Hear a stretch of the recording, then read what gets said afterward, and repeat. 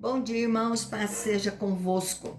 Estamos mais uma vez aqui, a nossa Escola Bíblica Online, 47ª aula. São 47 aulas que nós estamos aqui online. Então, eu espero que você esteja aprendendo. Qualquer dúvida, deixe aí, nos comentários. Mande inbox, mande no grupo da família, como você quiser. Mas esteja aprendendo. É muito necessário para nós aprendermos para não sermos levados por qualquer doutrina, por qualquer falatório. Então, vamos aí, você pode curtir, compartilhar, você pode enviar aí para os seus familiares, para os seus amigos, para que aprendam cada vez mais a palavra de Deus e tenham este caminhar neste vivo caminho, que é o Senhor Jesus. Então, abra sua Bíblia aí no Evangelho de João, capítulo 13. Aula passada nós falamos sobre o lava-pés, onde Pedro não quer que Jesus lave seus pés. E Jesus fala para ele: Pedro, se eu não lavar os seus pés, você não tem parte comigo, Faz parte de um processo. Então, agora no versículo 9 e 11, a palavra de Deus diz que então lhe pediu: Senhor, não somente os pés, mas também as mãos e a cabeça. E declarou-lhe Jesus: quem já se banhou não necessita de lavar senão os pés. Quanto ao mais, está todo limpo. Ora, vós estáis limpos, não todos, mas não todos, pois ele sabia quem era o traidor. E foi por isso que lhe disse. Então Pedro agora aceita a repreensão de Jesus. Ele se coloca por inteiro para Jesus, um banho completo. Mas Jesus usa como simbolismo. Os discípulos já haviam sido purificados quando eles creram em Jesus. Os pés simboliza que deveriam continuar cuidando da sua santidade diariamente. Nós também precisamos, fazer isso. E ele faz uma clara referência a Judas sobre o traidor. Agora, a segunda lição que aprendemos ali do lava-pés, no versículo 12 e 13. Depois de lhe ter lavado os pés, tomou as vestes e, voltando à mesa, perguntou-lhes: compreendeis o que vos fiz? Vós me chamais mestre e senhor, e dizeis bem, porque eu o sou. Então Jesus pergunta se eles entenderam tudo aquilo que estava sendo feito, aquele simbolismo. Jesus não estava lavando os pés deles simplesmente porque os pés estavam sujos, literalmente, fisicamente. Não. Jesus estava dando a entender de que eles deveriam lavar os seus pés, que estariam contaminados onde quer que eles tivessem ido, por onde quer que tivessem andado. Então eles deveriam ser purificados diariamente, assim como nós. Então Jesus pergunta, e esses títulos de mestre e senhor quer dizer o todo-poderoso, Então ele escancara aqui para os discípulos a sua divindade, que ele era o todo-poderoso, o Messias, que eles estavam esperando. Versículo 14 e 15 diz: ora, se eu, sendo o Senhor, o Mestre, vos lavei os pés, também vós deveis lavar os pés uns dos outros, porque eu vos dei o exemplo, para que, como fiz, façais vós também. Então, Jesus trabalhando aqui não é um ritual, Não é, mas sim um ensino. Jesus mostra o serviço, Ser servo, vou enviar vocês e quero que vocês também sejam servos. Levem o lavar, a purificação que só Jesus pode trazer para limpar a sujeira do pecado. Então ajudem as pessoas a se lavarem através do serviço a elas. Então, através da sua vida, mostre a eles que precisam se limpar também, se purificar de todo o pecado. Versículo 16, 18. Em verdade vos digo que o servo não é maior do que o seu senhor, nem o enviado maior do que aquele que o enviou. Ora, se sabeis estas coisas, bem-aventurados sois, se as praticardes. Não falo a respeito de todos vós, pois eu conheço aquele que escolhi. É antes para que se cumpra a Escritura. Aquele que come do meu pão levantou contra mim o seu calcanhar. Então Jesus trabalha aqui a missão, né?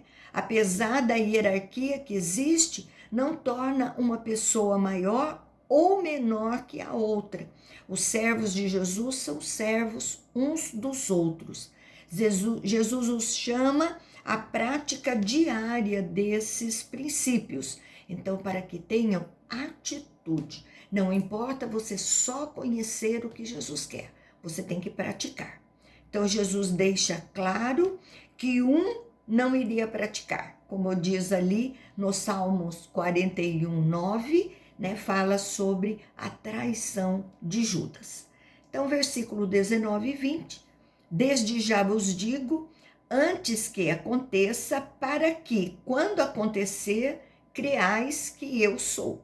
Em verdade vos digo, quem recebe aquele que eu enviar, a mim me recebe. E quem me recebe, recebe aquele que me enviou. Ai, que lindo, né?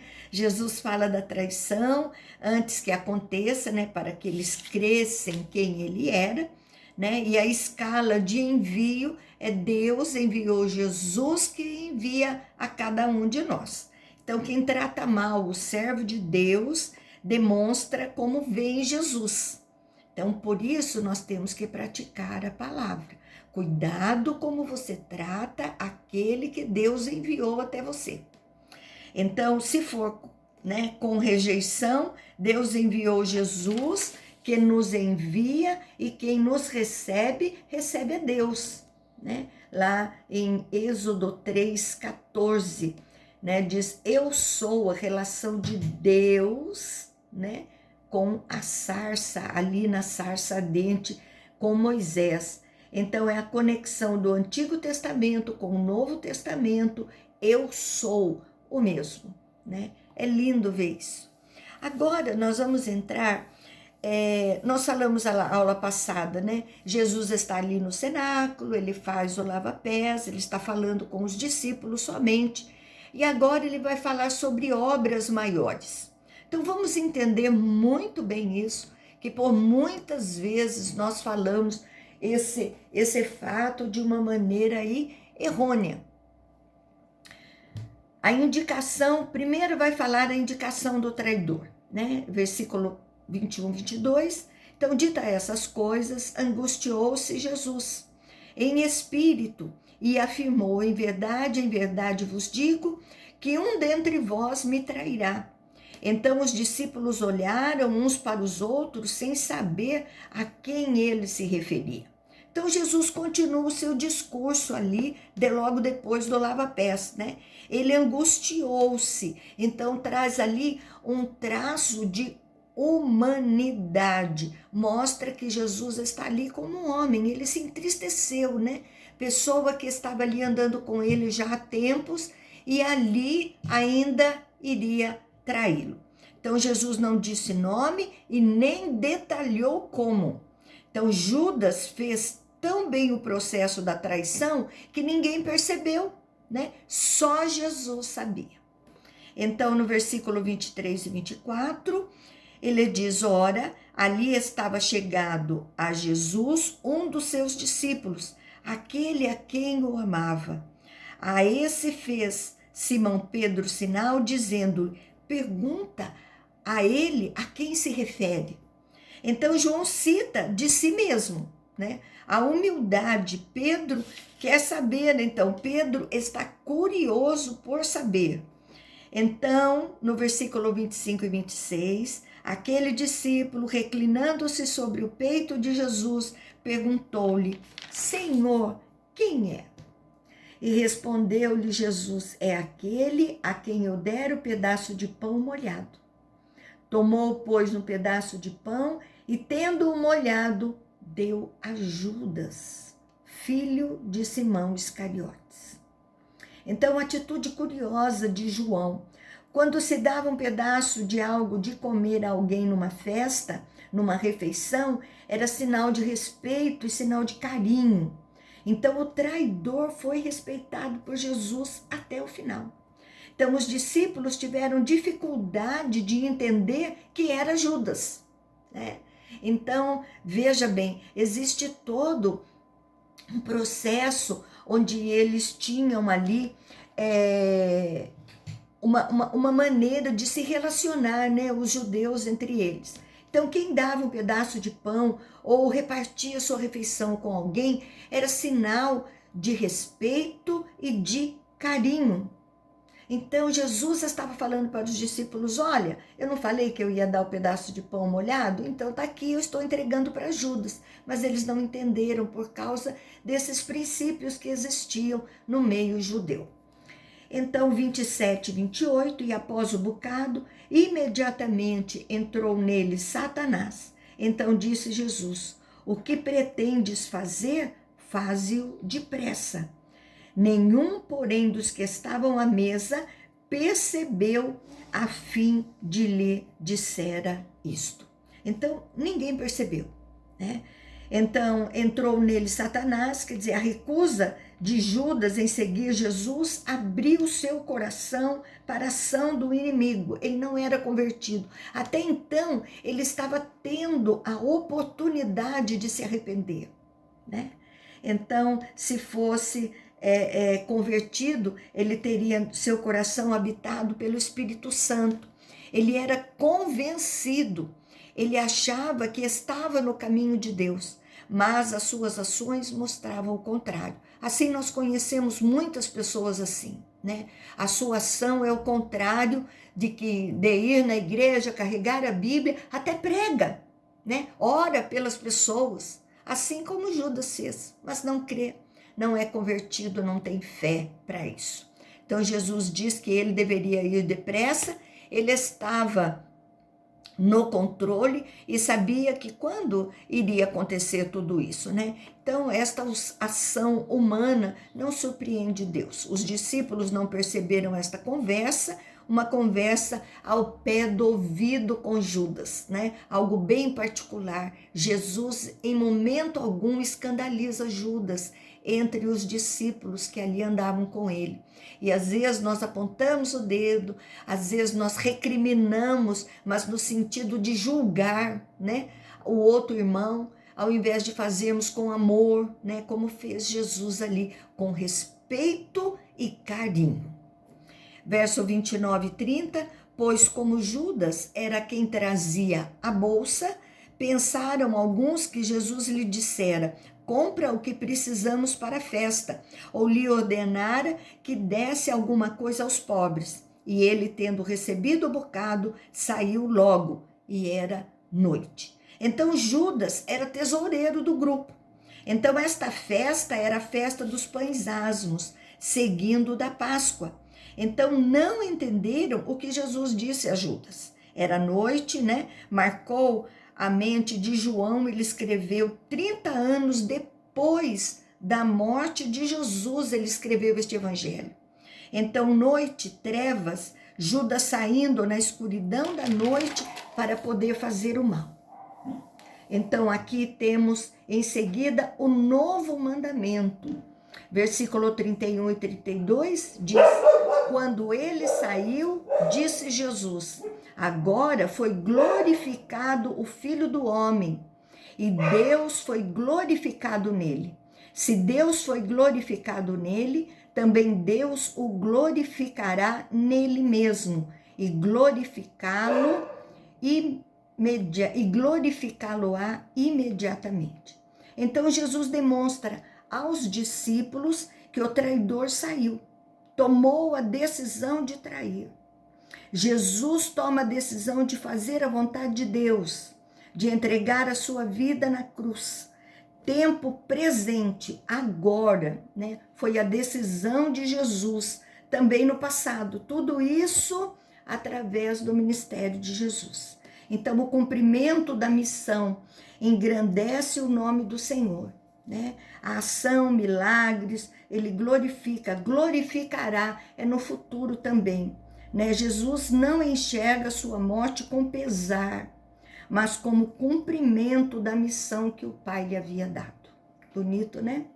Nós devemos glorificar a Deus nos momentos de luta. Não ser murmurador, né, que se distancia de Deus. Às vezes nossas situações são tão difíceis e nós até murmuramos, mas em seguida nós sabemos que estamos errados e nós nos arrependemos. Então Judas teve a oportunidade, estava ali até o último instante junto de Jesus, né? Judas poderia ter se arrependido, mas ele não o faz. Versículo 33, João diz, filhinhos, ainda por um pouco, Jesus diz, filhinhos, ainda por um pouco estou convosco, buscar-me-eis, e o que eu disse aos judeus, também agora vos digo a vós outros, para onde eu vou, vós não podeis ir. Então Jesus ainda tinha um pouco de tempo de vida com eles, e Jesus descreve que a missão só ele poderia fazer, a sua morte e ressurreição. Sabe, eu entendo aqui que às vezes as pessoas querem andar pelo milagre das outras pessoas, né? Nós temos um caminho a seguir, cada um tem o seu, a palavra de Deus diz, tome a sua cruz, né? Então cada um tem o seu caminho e as pessoas podem nos acompanhar, mas não podem andar o mesmo caminho que nós temos, né? A mesma missão que nós temos que cumprir. É tudo individual. No verso 34, 35, diz, um novo mandamento vos dou, que vos ameis uns aos outros. Eu vos amei, e que também vos ameis uns aos outros. Nisto conhecerão todos que sois meus discípulos, se tiverdes amor uns aos outros. Então temos aqui um novo modelo de amor que ele vai demonstrar, um amor sacrificial, a entrega da vida, né? Faz a vontade do Senhor.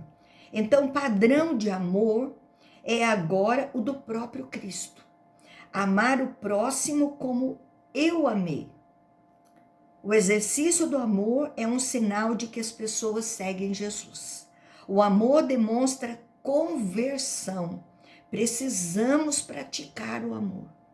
Nós estamos aí nessa pandemia e nos afastamos das pessoas. Não pense você que é pelo fato de ficar passando mensaginha todo dia que nós nos aproximamos. Não, nós estamos aí num tempo de... Estamos afastados fisicamente, mas nós temos que estar em oração uns pelos outros, estarmos ligando, falando, para que as pessoas entendam que estamos próximos e não passando mensagem. Às vezes nós copiamos e colamos lá, sem nem às vezes ler muito ou ouvirmos muito bem a mensagem que estamos passando. Então, quando nós estamos ali no WhatsApp, mandando mensagem para as pessoas, às vezes não é aquilo que nós sentimos. Estamos fazendo como Judas, sentados do lado, né, de Jesus ali, mas o nosso coração não é aquele. Então, vamos pensar aí nessa prática do amor, estarmos juntos. Jesus nos amou ali até a morte, até depois da morte, mas até ali, ele sendo humano, né, morrendo na cruz ali por nós. Então vamos pensar nisso. Versículo 36 e 37, perguntou-lhe Simão Pedro, Senhor, para onde vais? E respondeu Jesus, para onde vou, não pode seguir-me agora. Mais tarde, porém, me seguirás. E replicou-lhe Pedro, Senhor, por que não posso seguir-te agora? Por te darei a própria vida. Pedro não entendeu bem.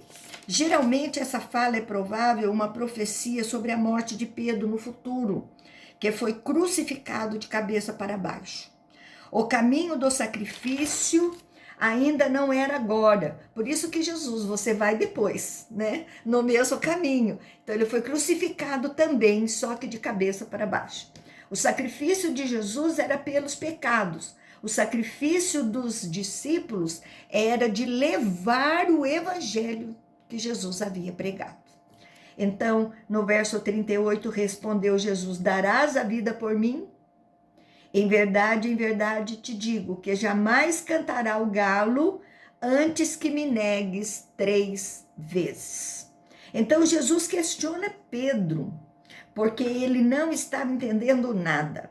Não era para Pedro morrer. Jesus sempre falou que ele, Jesus, era quem deveria morrer e quem seria entregue. Mas Pedro deixa seu sentimento cegá-lo, né, para a compreensão do que Jesus estava falando. Então Jesus profetiza que Pedro vai negá-lo. E aqui mostra que não estamos totalmente prontos, né? Estamos crescendo na fé, na santificação, né? A palavra de Deus mesmo diz que nós pecamos todos os dias, isso quer dizer que nós negamos Jesus todos os dias, né? Então Jesus agora vai confortar os discípulos. João 14, versículo 1 e 2, não se turbe o vosso coração.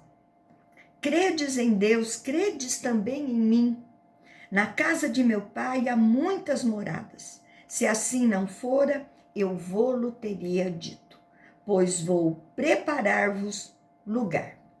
Então nós vemos Jesus se despedindo dos discípulos, como pastos aqui, ele está assim como um pastor, né? Ele conforta os discípulos, eles estão atribulados, né?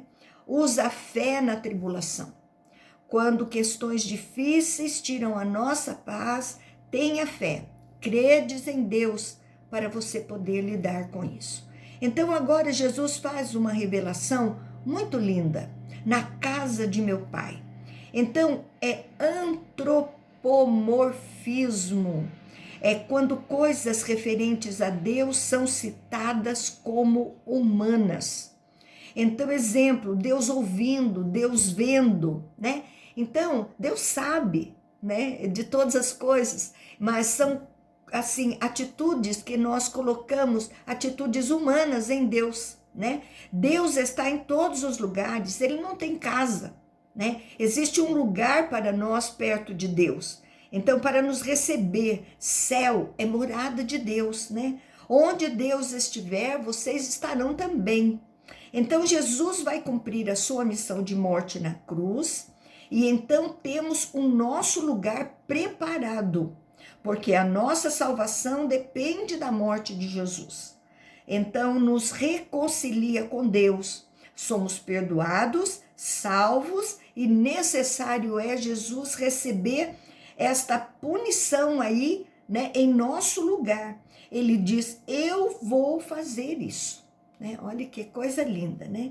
Verso 3 e 4, e quando eu for e vos preparar lugar, voltarei e vos receberei para mim mesmo, onde eu estou, estejais vós também. E vós sabeis o caminho para onde eu vou. Então ele fala detalhado da sua morte e ressurreição. E vai voltar, ele diz. Isso responde à inquietação dos discípulos, né? Jesus já havia falado que seria entregue aos religiosos e morreria. Então, versos 5 e 6, disse-lhe Tomé: Senhor, não sabemos para onde vais, como saber o caminho? Respondeu-lhes Jesus: eu sou o caminho, a verdade e a vida. Ninguém vem ao Pai senão por mim. Então, Tomé fala: não sabemos. Eles continuam sem entender muito bem qual a estrada. Tomé está falando ali literalmente, fisicamente, o caminho, a estrada, né? Achando ali que é uma estrada. E novamente ele usa eu sou. Então os artigos o e a, único, única, não existem. Outros, o e a, o correto, traz exclusividade. Só Jesus pode dizer isso. Não existem caminhos alternativos para agradar a Deus e sermos salvos. E ele se coloca como sendo ele próprio o caminho. Tem que receber Jesus. Maria não vai te levar à salvação, só Jesus vai te levar à salvação. Aparecida não vai te levar para ser salvo, só Jesus é quem tem a salvação.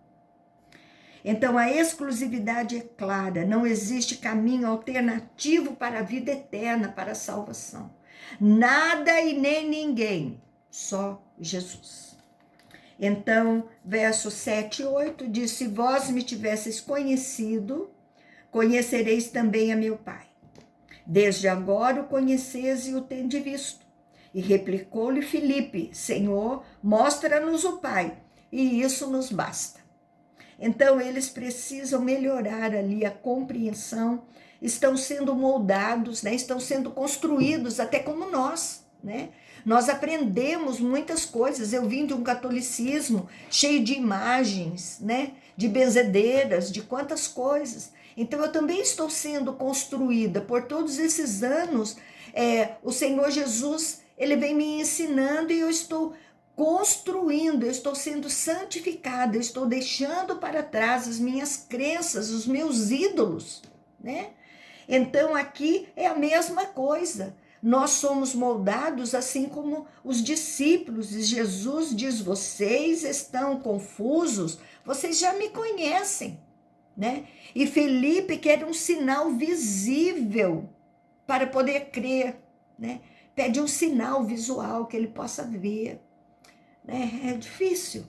No versículo 9 e 10, disse-lhe Jesus: Felipe, há tanto tempo estou convosco, e não me tens conhecido?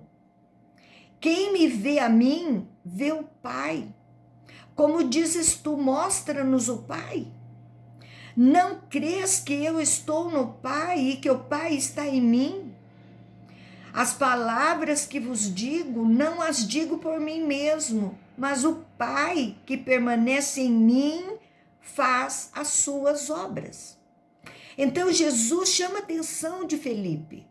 Os discípulos não dependem do visual, mas dependem da fé. Jesus é a revelação plena do Pai. Nós vivemos pela fé, não vivemos por sinais, por aquilo que vemos. Nós vivemos por aquilo que cremos. Então, nós vamos parar aqui hoje, tem mais este assunto aí, para que nós possamos entender, né? Já aprendemos bastante coisa aí, tenho certeza de que você já está aí mudando seus pensamentos através deste ensinamento da palavra de Deus. Amém?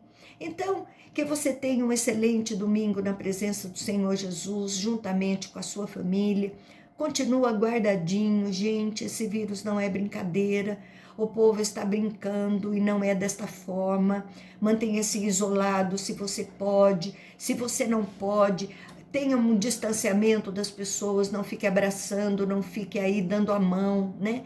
Mantenha um álcool gel sempre por perto para lavar a sua mão, não fique pondo a mão no nariz, nos olhos, na boca.